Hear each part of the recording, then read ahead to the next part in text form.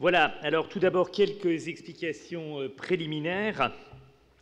dans la mesure où le titre de ma contribution s'explique par si vous voulez, un point de vue comparé avec l'Ancien Testament, dans lequel le thème de la vieillesse est particulièrement présent, et dans le Nouveau Testament, ce qui frappe, c'est que ce thème est relativement peu présent. Et donc, ce que je vais vous proposer, c'est d'abord un inventaire, c'est-à-dire essayer de repérer les textes où il est question de vieillard ou du vocabulaire de la vieillesse ou un vocabulaire apparenté. Je vais faire le constat d'une présence donc très discrète de ce thème, et alors que d'autres contributions jusque-là, ou je dirais les autres contributions jusque-là, ont choisi un cas d'école pour illustrer le thème, moi, ce que je vais essayer de faire, c'est de réfléchir à la raison de cette présence très discrète du motif de la vieillesse dans l'Ancien Testament. Donc, ça va être une approche un peu différente, si vous voulez. Et donc, il y aura une première partie qui sera un inventaire des textes où il est question de près ou de loin de la vieillesse, et puis une réflexion qui suivra sur quelques lignes de force qui m'apparaissent. Voilà. Alors, donc je commence ma contribution. Comme l'indique donc le titre, le thème de la vieillesse est particulièrement discret dans le Nouveau Testament. Il se décline essentiellement autour de trois familles de mots. Nous allons les étudier amplement. Alors, la première est constituée de termes de la famille de Guérone, qui veut dire vieillard, et de Guéras, qui désigne la vieillesse. C'est ainsi que Nicodème, en Jean 3,4, se demande, alors que le Jésus joannique l'invite à naître de nouveau ou d'en haut, comment il est possible qu'un humain puisse naître, alors même qu'il est vieux, et Nicodème manifeste à l'occasion qu'il est décidément incapable de comprendre l'offre que lui fait Jésus, en s'interrogeant lui-même sur la manière dont un humain pourrait entrer dans le sein de sa mère une deuxième fois et de cette façon naître. Autre exemple de l'emploi du même terme Guéras, eh bien, il est appliqué à Élisabeth et il est indiqué au seuil de l'Évangile selon Luc qu'elle est enceinte d'un fils, le futur Jean-Baptiste, dans sa vieillesse, alors même qu'elle était stérile jusque-là. Autre terme de la même famille, le substantif Guéroussia, qui désigne l'assemblée des anciens, des fils d'Israël en l'occurrence, et ce terme se trouve associé au Sanhédrin en Acte 5, 21. Cette Guéroussia est une instance appelée par les grands prêtres à se prononcer aux origines mêmes du mouvement chrétien naissant, sur les exactions imputées aux apôtres à travers leur prédication avec laquelle les 10 apôtres ont renoué après avoir été libérés miraculeusement de prison sans que les grands prêtres ne le sachent. Enfin, en Jean 21, 18 et en Hébreux 8, 13, apparaît le verbe guérasko, devenir vieux, vieillir. Dans le premier de ces textes, il permet d'évoquer la destinée de Pierre qui, quand il aura vieilli, étendra ses mains et sera ceint par un autre que lui-même pour être conduit là où il ne voudra pas, en l'occurrence à une mort prenant la forme d'une crucifixion qui se caractérisait par une extension des mains, et donc il va être conduit là où il ne voudra pas, alors même que quand il était plus jeune, vous voyez, il y a une opposition entre quand tu seras vieux et puis quand tu étais jeune, eh bien, alors que quand il était plus jeune, il se saignait lui-même et allait là où il voulait. Dans le second de ces deux textes, Hébreux 8, 13, eh bien, il est question, en association avec deux emplois du verbe palaio, qui relève de la deuxième famille de mots que nous allons prendre en considération, d'opposer la première alliance et l'alliance nouvelle, cela en faisant valoir que Jérémie, en parlant d'une nouvelle alliance, dans une prophétie qu'on trouve en Jérémie 31, 31, 34, a rendu ancienne la première, en vertu du principe selon lequel ce qui est rendu ancien et ce qui vieillit est proche de la disparition. Pardon, j'ai oublié de vous le donner, le texte, donc il était là. Je vous laisse un peu le regarder. Voilà, alors, la deuxième famille de mots dont nous venons d'avoir un premier aperçu avec le texte d'Hébreu est constituée par les termes de la famille de Palaios, qui veut dire ancien. Dans les évangiles, cet adjectif apparaît surtout en lien avec la parabole du vin nouveau que l'on ne saurait mettre dans de vieilles outres, car ce vin nouveau en requiert de neuves, et de la parabole de la pièce de drap écru que l'on ne saurait coudre sur un vieil habit sans provoquer une déchirure pire que la première. À cela s'ajoute le fait que, en Matthieu 13, 52, le scribe devenu disciple du royaume des cieux est comparé à un maître de maison qui tire de son trésor à la fois du neuf et du vieux. Dans les épîtres pauliniennes aussi, on constate une nette propension à opposer le neuf et l'ancien, ce qui est nouveau à ce qui est vieux ou désormais vieilli. C'est ainsi que Paul parle du vieil homme des croyants qui a été crucifié avec le Christ, si bien qu'ils vivent désormais avec lui et qu'ils vivent simultanément à Dieu. C'est ce très beau texte de Romains 6. Paul appelle encore les croyants à se purifier du vieux levain pour devenir une pâte nouvelle et les invite à célébrer la Pâque, renouvelée dès lors que le Christ a été immolé et est devenu leur Pâque, donc à célébrer la Pâque non pas avec le vieux levain de la méchanceté et de la perversité, mais avec des pains sans levain, de pureté et de vérité. Paul parle enfin de la lecture de l'Ancienne Alliance, qui semble bien destiner en l'occurrence ce qui est devenu aux premiers chrétiens l'Ancien Testament, lecture entravée par un voile qui ne tombe à ses yeux qu'en le Christ ou qu'avec le Christ lui-même. Les lettres deutéropauliniennes, donc qui n'ont pas été écrites par Paul, mais qui relèvent d'une deuxième génération de l'école paulinienne, reprennent la thématique du vieil homme pour faire valoir en Colossiens 3, 9, 10 que les croyants se sont dépouillés du vieil homme avec ses pratiques pour revêtir l'homme nouveau qui ne cesse d'être renouvelé à l'image de son Créateur. La formule de Colossiens est paraphrasée en Éphésiens 4, 22, 24, où il est à nouveau affirmé que les croyants doivent se dépouiller du vieil homme pour être renouvelés et pour revêtir l'homme nouveau, créé selon Dieu, dans la justice et la sainteté de la vérité. En comparaison, le témoignage de la première épître de Jean peut sembler se distinguer de celui des textes évangéliques et pauliniens. De fait, l'auteur y fait valoir aux destinataires, tout en leur enjoignant de s'en tenir à l'amour fraternel, qu'il ne s'agit pas là d'un commandement nouveau, mais d'un commandement ancien qu'ils possèdent depuis le commencement. Il précise toutefois dans la foulée que ce commandement est néanmoins nouveau et que cela est vrai en lui et en eux, le pronom à la troisième personne du singulier, lui, donc, désignant selon toute vraisemblance le Christ,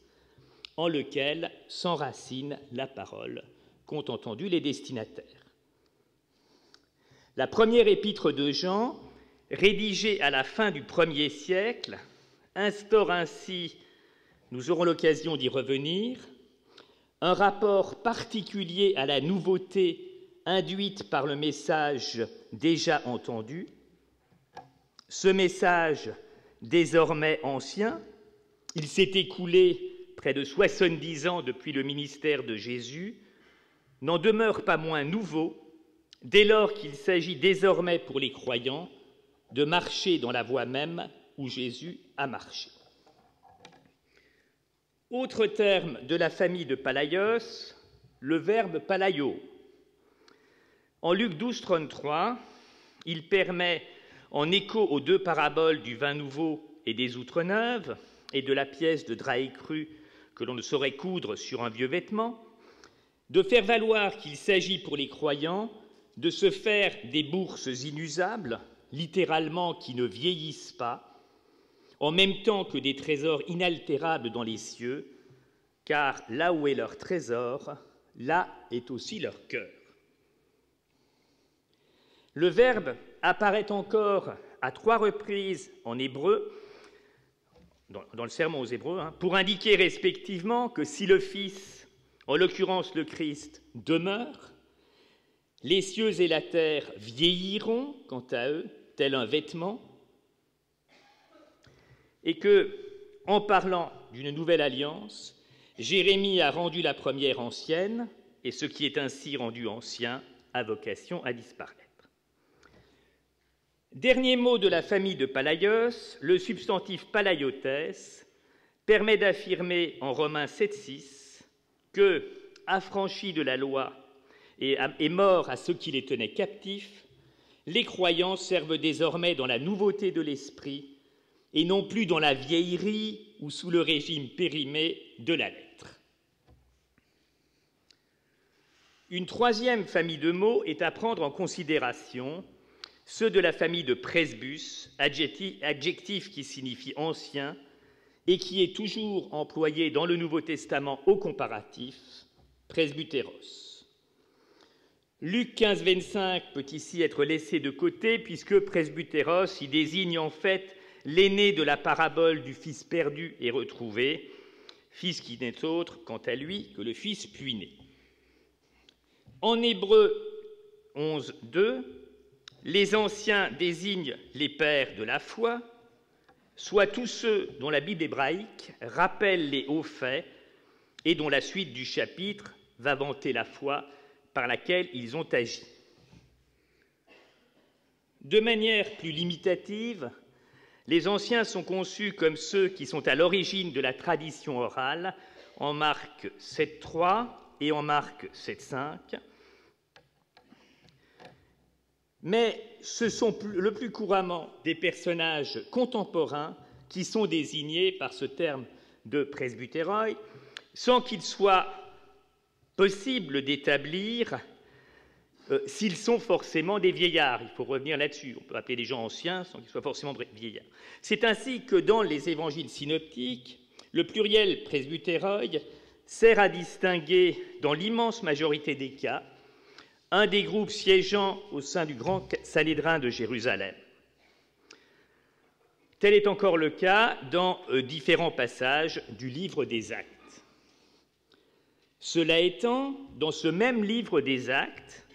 le même terme, presbytéroi, en vient à désigner, au sein même des communautés chrétiennes qui se sont formées, un groupe qui s'y est constitué. Une première mention en est faite à Jérusalem en Acte 11.30, mais il est rapidement indiqué que des anciens sont désignés par Paul et Barnabas dans chaque communauté qu'ils fondent. Les anciens de l'Église primitive de Jérusalem jouent ensuite, aux côtés des apôtres, un rôle majeur lors de l'Assemblée de Jérusalem, et leur décision est transmise par Paul et Silas aux communautés qu'ils fondent. Paul fait convoquer plus tard les anciens de l'Église d'Éphèse, une communauté qu'il a établie entre-temps, cela avant de retrouver en Actes 21-18 les anciens de l'Église primitive de Jérusalem lorsqu'il revient dans cette ville. Les anciens sont encore présents dans les épîtres, mais pas dans celles dont l'attribution à Paul est incontestée, ni d'ailleurs dans les épîtres deutéropauliniennes. On les rencontre en fait dans les épîtres tritopauliniennes, qui sont encore plus tardives et qu'on appelle les pastorales,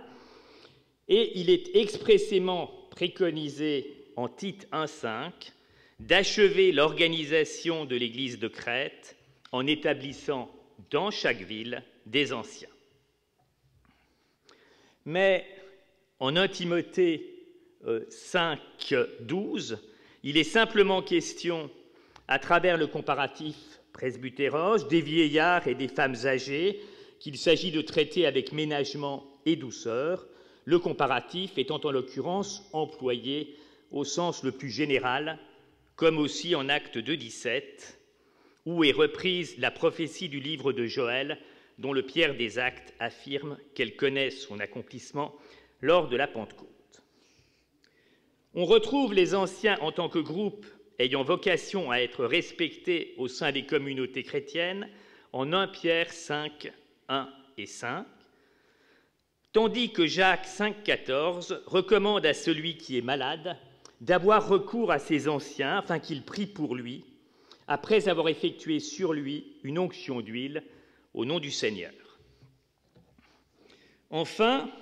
dans l'Apocalypse, 24 anciens, dont l'identification peut laisser place à une certaine souplesse d'interprétation, même s'il s'agit assurément de pères de la foi, sont présents. Cela est dit, on peut penser soit aux ancêtres des 12 tribus de l'ancien Israël et à leurs homologues au sein de l'Église, soit à 12 figures prophétiques représentatives de l'Ancien Testament et aux 12 apôtres, soit encore à toute autre combinaison du même type. Je ne vais pas me lancer plus loin dans une étude de définition ici. Toujours est-il que ces anciens siègent sur autant de trônes, autour du trône de Dieu, et se prosternent devant le vivant, donc devant Dieu, et devant l'agneau, le Christ, ou bien se trouvent implicitement associés au culte qui leur est rendu, quand il n'est pas indiqué que l'un d'entre eux prend la parole pour rassurer ou pour interpeller le voyant, qui est celui qui a la vision. Faisant exception par rapport à l'usage généralement pluriel du terme, usage que confirme le fait que, comme nous venons de le voir dans l'Apocalypse, il est question à 2 reprises de l'un des anciens, eh bien, la 2e et la 3e épître de Jean commencent pour leur part l'une et l'autre par une prise de parole de l'ancien, vous voyez, au presbytéros, ancien qui se revêt de toute l'autorité qui revenait sans doute au premier et plus ancien témoin de la tradition apostolique, pour s'adresser à la communauté de Jean ou à un personnage singulier, en l'occurrence le dénommé Gaius, en 3 Jean. Il reste à mentionner, mais le cas est marginal, car la péricope est assurément secondaire, que dans l'épisode de la femme adultère, il est précisé que ce sont les plus âgés qui se retirent les premiers, après que Jésus renverse la situation, devant a priori conduire à la lapidation de la femme, en invitant celui qui n'a jamais péché à lui jeter la première pierre. Alors, la même oscillation que l'on rencontre à propos de presbytéros, entre la désignation d'un collège destiné et investi de responsabilités plus particulières, soit au sein du judaïsme, soit au sein du mouvement chrétien naissant, se retrouve dans l'emploi du substantif presbytérion, l'assemblée des anciens. De fait, l'auteur de Luc Actes emploie ce terme presbytérion pour désigner le grand Sanhédrin de Jérusalem, alors que 1 Timothée 4,14 l'applique à un collège d'anciens qui a été appelé, au sein d'une communauté chrétienne, à imposer les mains sur le jeune Timothée, lui conférant le don de la grâce et du même coup une dignité qui doit le conduire à être lui-même un modèle en parole, en conduite, en amour, en foi et en pureté, et à être tenu pour tel. Outre les 2 termes presbytéros et presbytérion, 2 autres dérivent encore de presbus. Il s'agit de presbytès et de presbytis. C'est ainsi que Zacharie est présenté au seuil de l'Évangile selon Luc, en Luc 1,18, comme un vieillard, presbytès, qui n'a plus aucun espoir d'enfanter. Quand Tite 2, 2 et 3, les vieillards et les femmes âgées sont appelés au comportement exemplaire qui leur sied, et qu'en Philémon 9, Paul, phénomène unique dans ses lettres, se présente comme un vieillard, presbytès, pour supplier Philémon de se montrer bienveillant envers Onésime, l'enfant que lui-même, Paul, a engendré dans la foi en prison, enfant dont il espère que celui qui a jusque-là été son maître, puisque Philémon était auparavant le maître d'Onésime l'esclave, eh bien, donc, enfant dont Paul espère que Philémon acceptera de le délier de sa condition d'esclave pour le tenir à son tour en tant que frère bien-aimé et que chrétien. J'en ai fini avec mon inventaire, ou presque. Il reste à présent à parler d'autres figures qui sont manifestement des vieillards, mais qui ne sont pas appelés directement tels. Alors, donc, on peut ajouter à cet inventaire plusieurs expressions qui, dans le récit de l'enfance qui ouvre l'Évangile selon Luc, signalent que les personnages mis en scène sont avancés en âge. Tel est le cas dès Luc 1,7, d'Anne et de Zacharie, qui sont tous deux avancés en leur jour.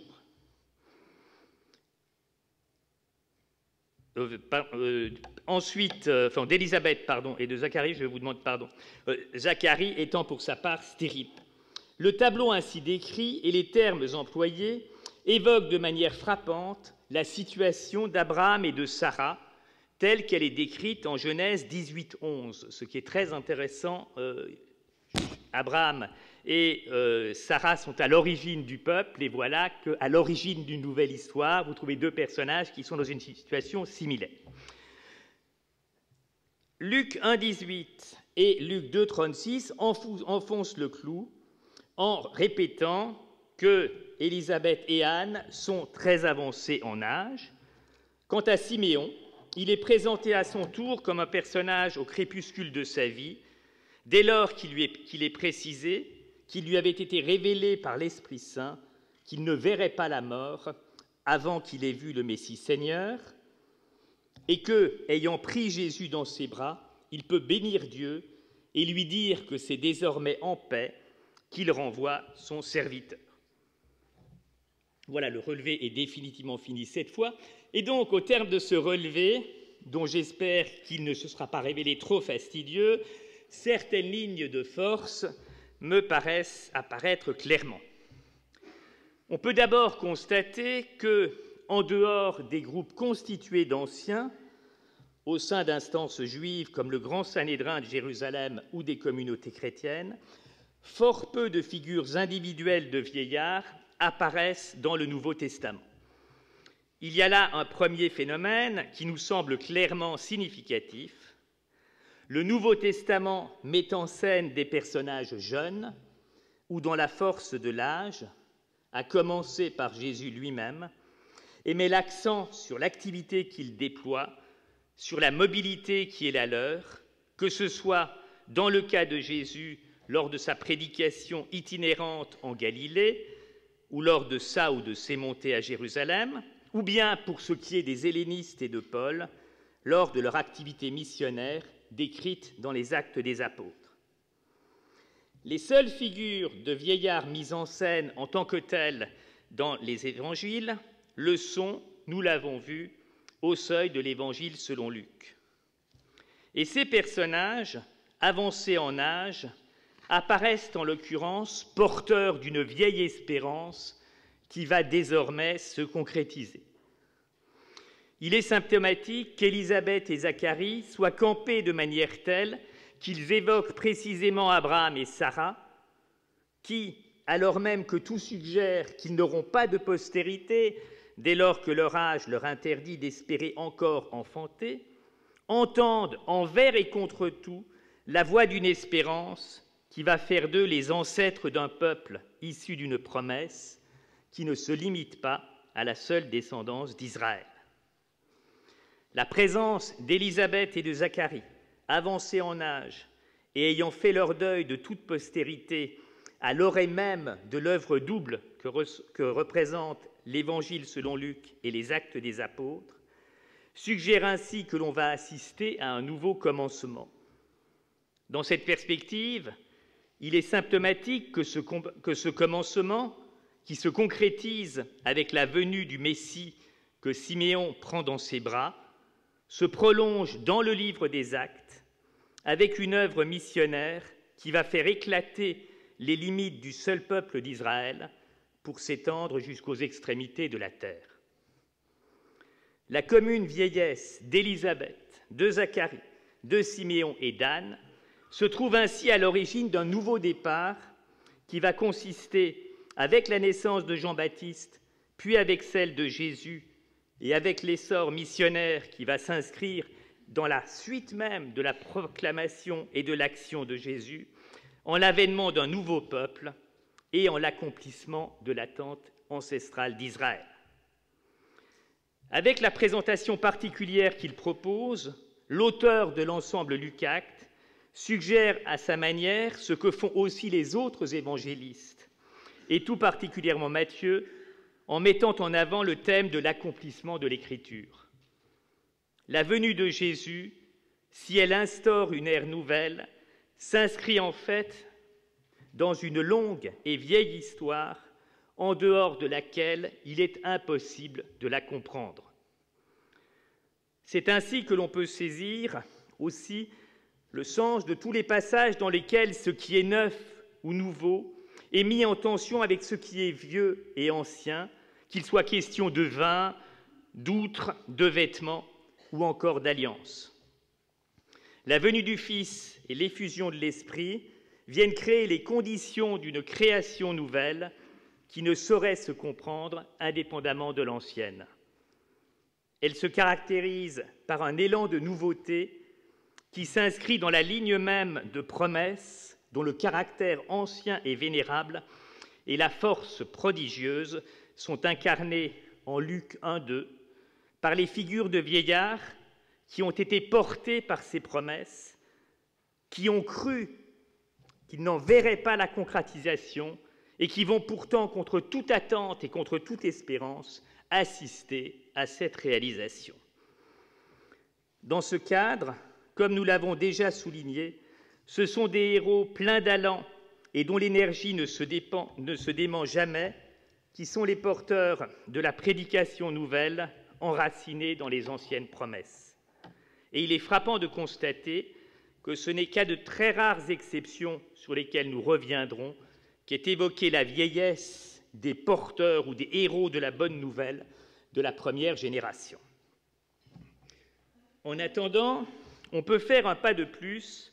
et noter que le thème même du dépouillement du vieil homme en vue de revêtir l'homme nouveau, thème amorcé dès les épîtres authentiques de Paul en Romains 6, avant d'être développé dans les épîtres deutéropauliniennes,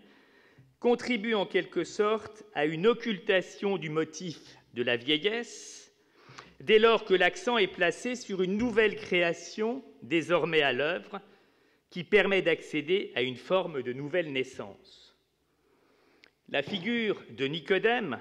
dont nous avons rappelé qu'il est amené à se demander maladroitement comment un homme, étant vieux, pourrait naître et pour ce faire entrer préalablement une seconde fois dans le sein de sa mère, illustre tout le paradoxe de la nouvelle naissance. Et l'itinéraire narratif de Nicodème, que l'on retrouve ensuite encore à 2 reprises dans le 4e évangile, d'abord pour prendre implicitement le parti de Jésus face à ses confrères pharisiens qui accusent précisément Jésus, puis, enfin, pour prendre soin du corps de Jésus au soir de la crucifixion, pourrait suggérer le cheminement qui peut conduire ultimement, même après ce que j'appellerais un enfantement difficile, un homme aguerri et pétri de la tradition la plus pure, à accéder à la révélation offerte par Jésus, que l'on se situe dans le cadre du 4e évangile, ou plus largement du mouvement chrétien naissant. Venons-en aux 2 rares cas de héros de la prédication chrétienne de la première génération qui se présentent ou sont présentés comme des vieillards. Quand Paul recourt à cette présentation, c'est dans une épître bien particulière, la seule parmi les épîtres authentiques dans laquelle il s'adresse non pas d'emblée à une communauté, mais d'abord à un particulier, Philémon, vis-à-vis duquel la stratégie qu'il a à mettre en œuvre est forcément délicate. Je rappelle que ce qui est en jeu, c'est le sort d'Onésime, esclave de Philémon, qui a rejoint Paul, lui-même captif, sans doute à Éphèse.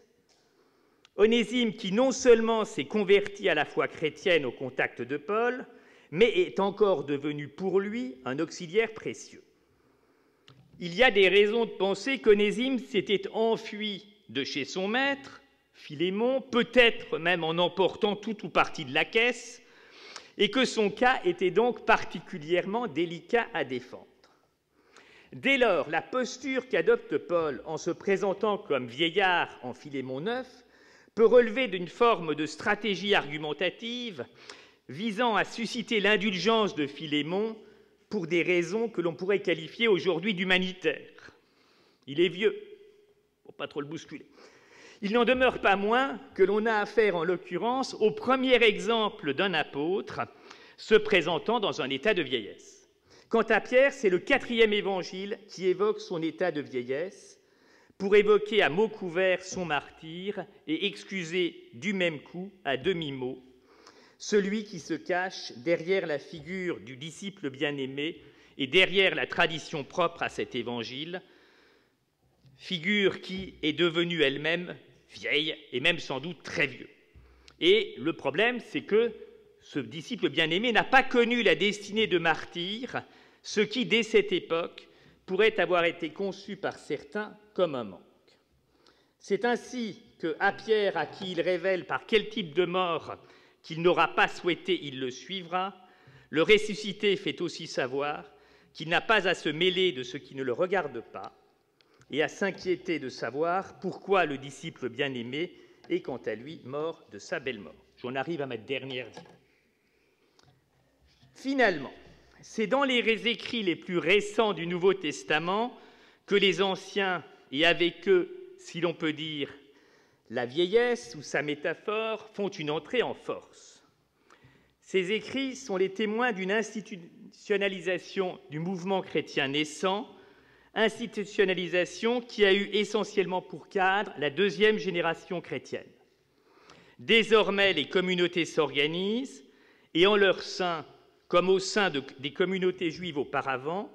des responsabilités sont confiées à ceux qui ont pour eux le bénéfice de l'âge ou de l'expérience et le fait d'être porteurs d'une nouvelle tradition qui a peu à peu acquis ces nouvelles lettres de noblesse. Il convient désormais aussi de défendre cette tradition, et tant les actes des apôtres que les épîtres pastorales et les 2e et 3e épîtres de Jean illustrent cet état de fait. Un fondement est ainsi donné pour penser une suite et l'institutionnalisation des communautés présentes et à venir.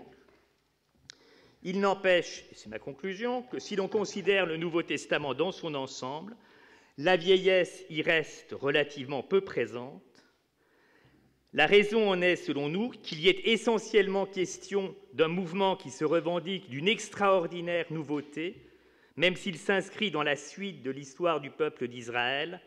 et a vocation lui-même à s'institutionnaliser un jour. Cette nouveauté trouve sa source dans le message de Jésus relatif à l'irruption du royaume de Dieu, un message qui, à travers l'affirmation de sa mort et de sa résurrection, et aussi à travers l'expérience de l'effusion de l'Esprit Saint, en lequel toute nouvelle naissance trouve sa source, a généré aux yeux des premiers chrétiens dont la voix résonne dans le Nouveau Testament, la conception selon laquelle une économie nouvelle et une création nouvelle étaient désormais de mise. Je vous remercie pour votre attention.